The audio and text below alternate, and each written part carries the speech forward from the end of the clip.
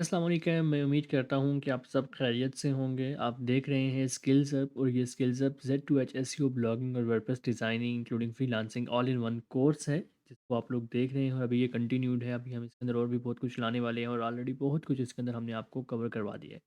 तो आज का जो लेक्चर है वो अपवर्क पे होने वाला है। Before gonna start I just want to let you know कि अगर आप लोगों ने इस फ्री कोर्स में अभी तक इनरोल नहीं किया है सो आप लोग करें, क्योंकि ये फ्री ऑफ कॉस्ट है।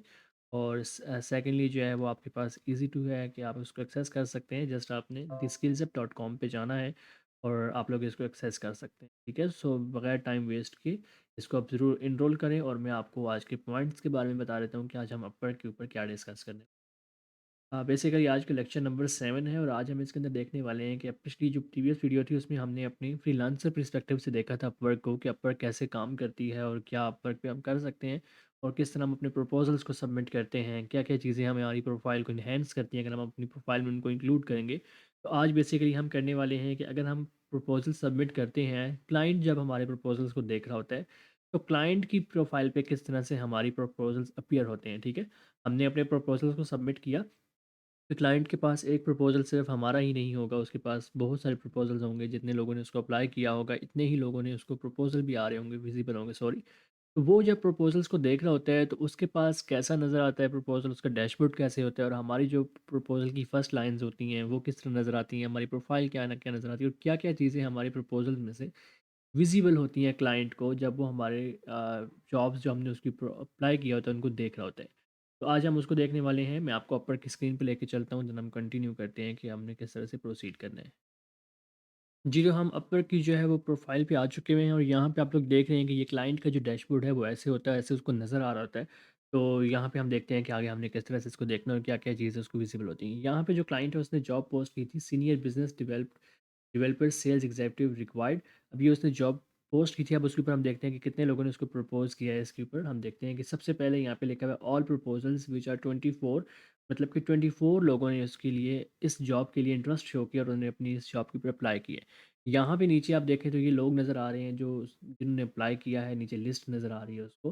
तो हम लोग देखेंगे कि क्या-क्या चीज़ें इसके अंदर विज़िबल होती हैं और किस तरह से ये काम करता है, ठीक है? तो 24 प्रपोज़ल्स उसको आए थे और यहाँ पे शॉर्टलिस्ट का एक डैशबोर्ड बना हुआ है। अगर क्लाइंट जो है इन प्रपोज़ल्स को एक्सेप्ट करेगा, ये शॉर्टलिस्ट करेगा, तो वो यहाँ पे शॉर्टलिस्ट में नज़र आएँगे। सबसे पहले आप देखें तो यहाँ पे इसको एक राइज़िंग टैलेंट का बैज मिला हुआ है, जो आपके बैजेज़ होते हैं वो यहाँ पे अपीयर होते हैं।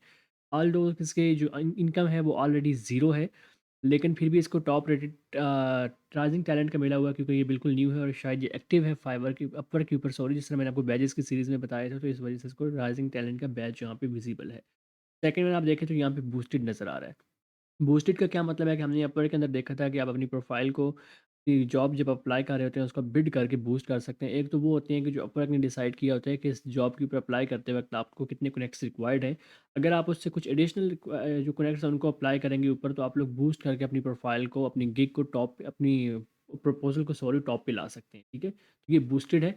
इसके अलावा अगर आप नीचे आएँ तो यहाँ पे आपका जो प्रोफाइल पिक्चर है वो नज़र आ रही है, साथ में इसका नाम नज़र आ रहा है। ठीक है, और यहाँ पे जो है इसकी सर्विस जो है, जो ये ऑफ़र इसने करी है वो इसका अब कर रहा है, सॉरी, वो इसका यहाँ पे टाइटल लिखा है। नीचे हमारा डिस्क्रिप्शन है, डिस्क्रिप्शन की जो फर्स्ट 3 लाइनें हैं, जो हमने प्रपोज़ल के लिए कवर लेटर लिखा होता है, वो नज़र आ रही हैं। ठीक है?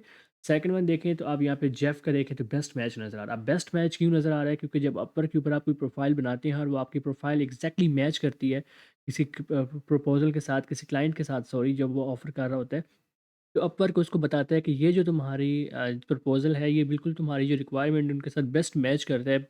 जस्ट आपकी प्रोफ़ाइल को देखते हुए, तो वो यहाँ पे टैग इसको दे रहा है, ठीक है। सेकंड वन आप यहाँ पे देखें तो यहाँ पे वो नज़र आ रहा है कि इसने 0 अर्न किया हुआ है और यहाँ पे इसका अर्ली रेट नज़र आ रहा है। नीचे फिर आपका कवर लेटर है, उसके बाद यहाँ पे आप देखें तो इसकी अर्निंग भी 0 है, ठीक है। फर्स्ट वाले की अर्निंग भी 0 थी और बेस्ट मैच इसको फिर भी मिला हुआ है। क्यों मिला हुआ है? क्योंकि इसकी प्रोफ़ाइल जब एग्ज़ैक्टली मैच करती है क्लाइंट की रिक्वायरमेंट के साथ। सेकंड आप देखें तो फिर आगे इंडिया से हैं, उसके बाद यहाँ पे इनको टॉप रेटेड का बैज मिला हुआ है। तो ये सक्सेस स्कोर भी इनका नज़र आ रहा है। तो ये बेसिकली पर्सपेक्टिव इनके 1000 के से ज़्यादा, 100 के से ज़्यादा अर्निंग है डॉलर्स, और 125 और जो डॉलर्स हैं वो पर और ये चार्ज करना चाह रही हैं। और ये इनकी प्रोफाइल भी जो है वो बूस्टेड है, यहाँ पे इन्होंने बूस्ट किया हुआ है इसको, ठीक है। नीचे आ रहा है डैनियल, डैनियल का जो है वो आप देखें तो यहाँ पे आपको नज़र आ रहा है, डिस्क्रिप्शन नज़र आ रहा है, उसकी प्रपोजल की फर्स्ट 4 लाइंस आपको नज़र आ रही हैं। सेकंड वन अब हम देखते हैं कि मैसेज में जब हमें क्लाइंट कोई मैसेज की पर्सपेक्टिव से देखता है कि हमें कोई मैसेज आता है या हम मैसेज कर रहे होते हैं तो उसको कैसे नज़र आता है, ठीक है? तो ये सारे मैसेज हैं जो क्लाइंट को आज तक उसकी जॉब के ऊपर आए हुए हैं। और यहाँ पे आप देखें तो ये यहाँ पे मैसेज मिस रहा होता है, यहाँ पे आप कन्वर्सेशन कर सकते हैं इसके साथ, और जो बाकी चीज़ें होती हैं वो होती हैं, ठीक है? तो बेसिकली जो होता है वो अपवर्क पे इस तरह से काम होता है कि जब आप जो है अप्लाई करते हैं तो आपको इस तरह से सिर्फ प्रपोजल्स नज़र आ रहे होते हैं, और बाकी आपके जो फर्स्ट 3 लाइंस होती हैं आपके प्रपोजल कवर लेटर की, वो नज़र आ रही होती हैं क्लाइंट को। और वो फिर यहाँ से देखता है और यहाँ से फिर आपकी जॉब को अप्रूव करता है या डिनाई करता है। इसलिए कहा जाता है कि जो आपकी फ़र्स्ट लाइंस होती हैं जो आपके कवर लेटर की होती हैं उसमें आपने क्लाइंट की जो क्यूरी होती है उसको ज़रूर लिखना होता है, ताकि उसको लगे कि मेरा एक रिलेशन बन सके इस फ्रीलांसर के साथ। क्योंकि क्लाइंट ने जब कोई चीज़ लिखी होती है अपने जॉब के अंदर, तो वहाँ पे वो अपनी रिक्वायरमेंट बताता है, तो आपने एज़ इट इज़ वही रिक्वायरमेंट आपने बीच में लिखनी होती है, just using some additional words, ताकि क्लाइंट को नहीं, कुछ क्लाइंट्स ऐसे होते हैं जिनको टेक्निकल चीज़ों का नहीं पता होता है, जिनका मतलब अगर हम डेवलपमेंट में बात करें तो डेवलपमेंट के अलावा अगर क्लाइंट ने, किसी ने डेव लिखा हुआ है अपने प्रपोजल के अंदर, अपनी सॉरी जॉब के अंदर, तो आपने जस्ट डेव ही लिखना है, आपने डेवलपमेंट नहीं लिखना है। क्योंकि हो सकता है क्लाइंट को इन टेक्निकल वर्ड्स का ना पता हो और उसने जस्ट सिंपल से अपनी जो उसको लैंग्वेज आती है उसमें अपना जॉब को पोस्ट कर दिया, तो आपने जस्ट उसको पिंच करना होता है। तो आपने सेम वही वर्डिंग रिक्वायरमेंट की इस्तेमाल करनी है जो वो उसने लिखी हो, ताकि उसको लगे कि बिल्कुल ये एग्जैक्टली मेरी थॉट्स के साथ मैच करता है, तो मैं इसको कंसिडर कर लूँ। ठीक है, आपने ये नहीं करना है, बेशक से आपको पता हो कि डेव को डेवलपमेंट कहते हैं, लेकिन आपने वही यूज़ करनी है वर्डिंग जो क्लाइंट ने लिखी होंगी। तो ये आपकी 3 लाइनें पहली अपीयर होती हैं, आप लोग देख लें यहाँ पे, और आपकी प्रोफाइल किस तरह नज़र आती है। तो इसलिए आपने, मैंने आपको कहा था कि आपने जब अपनी प्रोफ़ाइल लगानी होती है तो वाइब्रेंट कलर्स लगाएँ, ताकि देखिए जब हम स्क्रॉल करते हैं किसी भी प्रपोज़ल जो हमें आई में होती हैं, तो हमें एक वाइब्रेंट कलर जो होता है वो टच करता है, ठीक है? हमारी आँखों को आई कैचिंग लगता है, तो वो हमारी आइज़ जो है उसकी तरफ अट्रैक्ट होती हैं और हमारी फर्स्ट साइट में ही उसके ऊपर नज़र जाती है। तो वाइब्रेंट कलर में आप यूज़ कर लें, ऑरेंज कर लें, येलो कर लें बैकग्राउंड के ऊपर, जो दूसरे कलर से डिफरेंट हो और प्रोमिनेंट हो आपकी प्रोफ़ाइल पिक्चर को लेके, ठीक है? ताकि क्लाइंट की जो नज़र है वो बेशक स्क्रॉलिंग वो तेज़ी से भी कर रहा हो, तो भी जो है वो आपकी प्रोफ़ाइल के ऊपर उसकी नज़र ज़रूर जाए। आपने जो ऑफ़र्स रखनी होती हैं वो मैंने आपको बताया था कि किस तरह रखनी है, और पैजेज़ आपको मिलते हैं, राइज़िंग टैलेंट किस तरह मिलेगा, टॉप रेटेड किस तरह मिलेगा, वेटेड किस तरह मिलेगा, और टॉप रेटेड प्लस किस तरह मिलता है। उसके ऊपर मैंने फर्स्ट बेसिक लेक्चर जो था हमारा अपवर्क का, उसके अंदर मैंने ब्रीफली आपको डिस्कस करके बताया था कि अपवर्क की क्या रिक्वायरमेंट्स हैं और किस तरह से हम इन बैजेस को अवेल कर सकते हैं, एक्सेस कर सकते हैं। वो भी आप ज़रूर जाके देखें। और अपवर्क के ऊपर अब जब नेक्स्ट सीरीज़ आने वाली है, नेक्स्ट स्टोरी लेक्चर के अंदर हम देखेंगे कि हम किस तरह से अपने टेस्टिमोनियल्स को रिक्वेस्ट कर सकते हैं। क्योंकि बहुत सारे लोगों को ये कन्फ्यूजन होती है कि हम अपने अपवर्क के ऊपर टेस्टिमोनियल्स किस तरह ऐड करते हैं, वो क्या चीज़ है। क्या हम अपने टेस्टिमोनियल्स में अपवर्क के अलावा जो हमने कहीं काम किया होता है, फाइवर पे किया है, के वर्क पे किया है, फ्रीलांसर गुरु डॉट कॉम पे किया है, तो हम उनको किस तरह से यहाँ पे लिख सकते हैं। अगर हम यहाँ पे कभी उन टेस्टिमोनियल्स को यूज़ करेंगे तो क्या हमारा अपवर्क अकाउंट सस्पेंड होने के चांसेस तो नहीं है। ये भी हम देखेंगे नेक्स्ट वीडियो के अंदर।